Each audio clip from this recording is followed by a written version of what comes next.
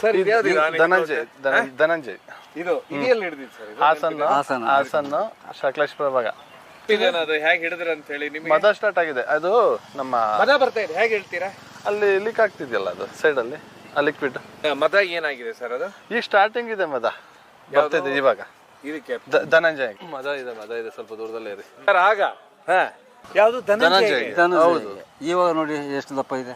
ಅದಕ್ಕೆ ಕರಡಿ ಆನೆ ದಂತ ಬರುತ್ತೆ. ಹೌದು, ಅದೇ ತರ ಭೀಷ್ಮ ಇದೆಯಲ್ಲ, ಭೀಷ್ಮನ್ ಕೊಂಬು ಇದ್ದಿದ್ದು ಇಷ್ಟೇ, ಗುಡ್ಡ ಈಗ ಇಷ್ಟಿಷ್ಟು ಬಂದಿದೆ, ಹಂಗೆ ಬೆಳೆಯುತ್ತೆ. ಹಾಗಾದ್ರೆ ದಸರಾಗ್ ಬರುತ್ತೆ. ಅಂಬಾರಿಗೆ ಆಗುತ್ತಾ? ಅಂಬಾರಿ ಮೈಸೂರಿಗೆ ಬರುತ್ತಾ ಯಾವತ್ತಾದ್ರೂ ಕರಡಿ? ಬರ್ಬೇಕಾದ್ರೆ ಬರೋ ರೀತಿಲಿ ಇದೆ. ಯಾಕೆಂತ ಅಲ್ಲ, ದಂತ ಚಿಕ್ಕದಿದೆ ಅಲ್ಲ, ಬೆಳೆಯುತ್ತೆ.